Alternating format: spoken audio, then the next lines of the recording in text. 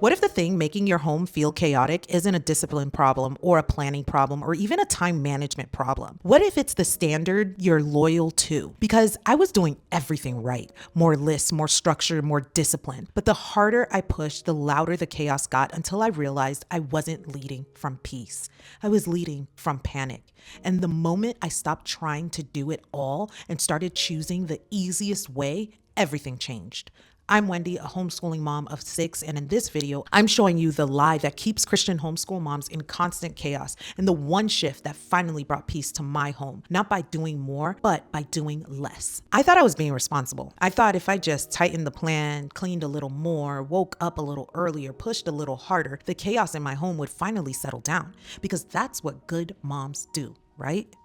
When things feel behind, you don't slow down, you step up. You get disciplined, you get organized, you fix it. And if you love the Lord, it can even start to sound spiritual. I should be able to handle this better. I just need to steward my time more wisely. I need to try harder. I told myself all of that, especially postpartum. I was recovering from surgery. I was exhausted. I had nothing left to squeeze. But instead of reducing expectations, I increased them. More lists, more structure, more get it together. And here's what I didn't notice at first. The harder I pushed, the louder the chaos got. Not just in my house, in me. Short temper, rushing voice, that tight feeling in my chest when something didn't start on time. I would write a top 3 list for the day, and by noon it would be a top 17 because my brain would whisper, okay, but also I need to clean the bathroom. Also, I need to meal plan. Also, I need to organize my closet. Also, I need to respond to that message. Also, do something intentional with the kids. Also, be more disciplined. Also.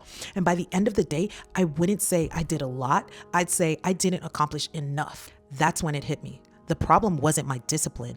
It wasn't my system. It wasn't even my capacity. It was the standard I was loyal to. I believed something that sounded responsible, but it was quietly fueling the chaos. I believed that faithfulness meant doing more, that if things felt out of control, I just needed to push harder. And I need you to hear this clearly. More effort is not always faithfulness. Sometimes it's fear dressed up like productivity. I wasn't leading from peace, I was leading from panic. Because underneath all of it was this quiet assumption: if I don't hold everything together, it will all fall apart. But I'm not sovereign. I am a steward. And God never assigned me omnipresence. He assigned me faithfulness. That realization changed everything. Because once I saw the lie, I could finally choose something different. Not the hardest way, not the most impressive way, the easiest way. And that's when the chaos finally started to quiet down. Once I saw what was driving me, I had to ask a harder question. If I'm not sovereign, if I'm not responsible for holding everything together, then what am I responsible for? And the answer was much smaller than what I expected. I'm responsible for what God has actually assigned me today. Not everything that could be done, not everything that feels urgent, not everything that would impress someone. Just what's mine to steward right now. That's when the top 3 stopped being a productivity trick and started becoming obedience.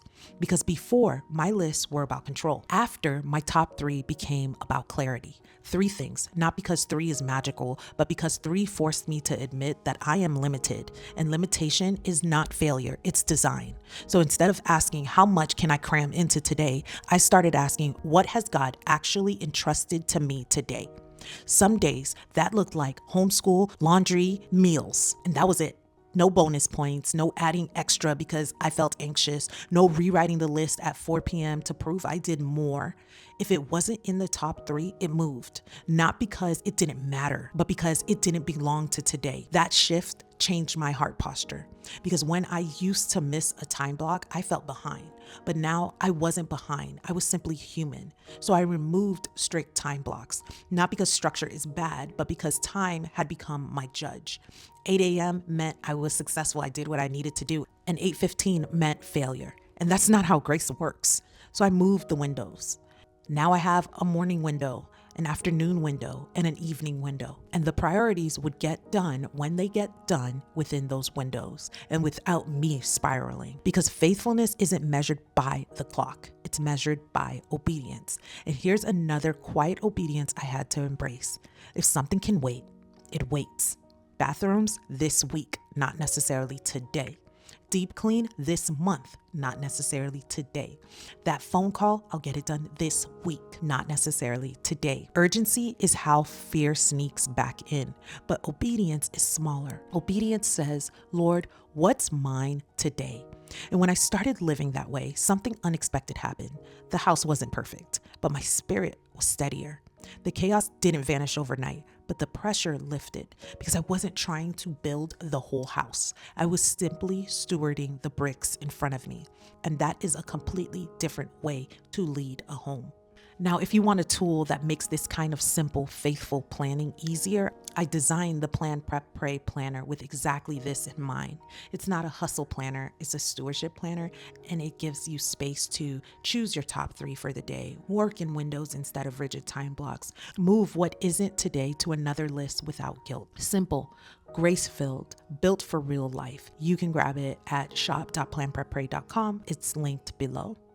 But whether you use my planner or a notebook, the principle is what changes everything.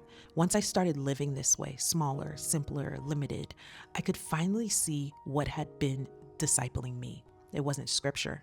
It was hustle, not the business kind, the mom kind, the quiet belief system that says, if you were really faithful, you'd do more. If you were really disciplined, you'd push harder. If your home feels chaotic, you must not be trying hard enough. And the reason this type of thinking was dangerous is because it sounds so righteous. It sounds like stewardship.